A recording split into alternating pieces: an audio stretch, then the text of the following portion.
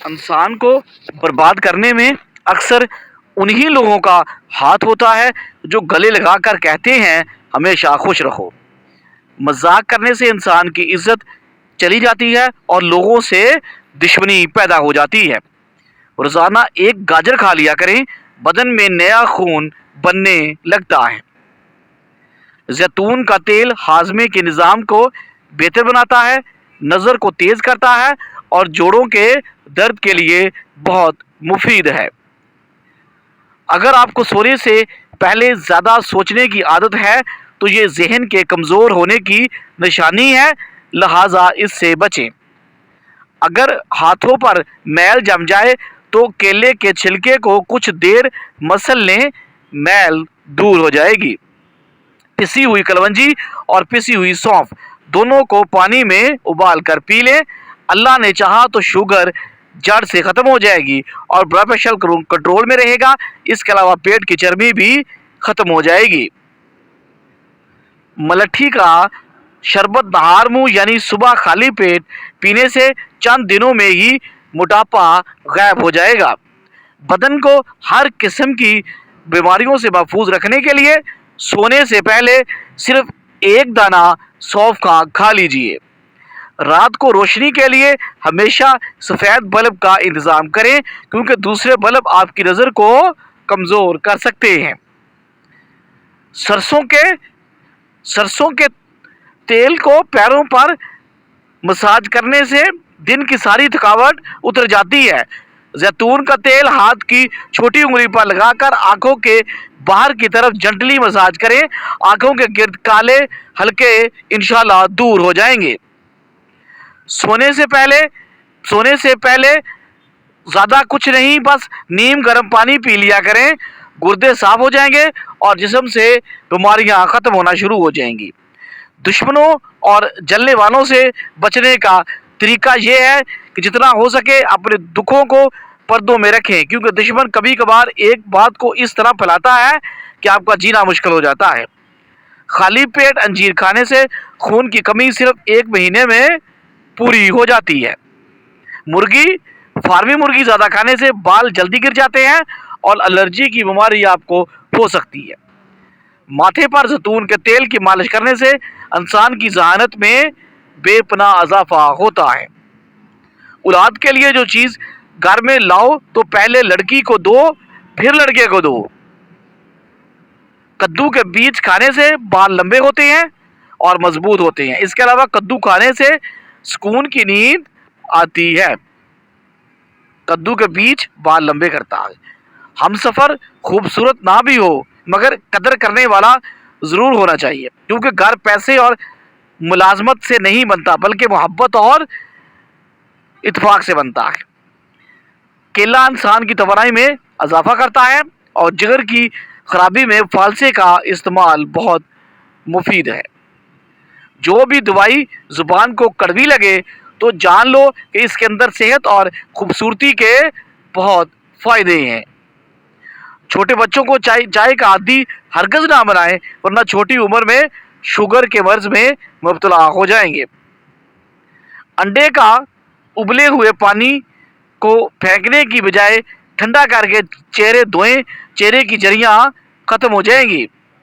کلونجی کے 5 دانے روزانہ کھا لینے سے بدن کی فالتو چربی کم ہو جائے گی۔ کلونجی کے 5 دانے۔ زندگی میں اگر 5 چیزیں تمہارے پاس ہیں تو کبھی نقصان نہیں اٹھاؤ گے: اچھا دوست، اچھی زبان، حلال رزق، ماں کی دعا اور خوش اخلاقی۔ یہ 5 چیزیں بہت ضروری ہیں۔ کبھی بھی اپنے نصیب کی شکایت نہ کرنا، کیونکہ تم اتنے سمجھدار نہیں کہ رب کے فیصلوں کو جان سکو۔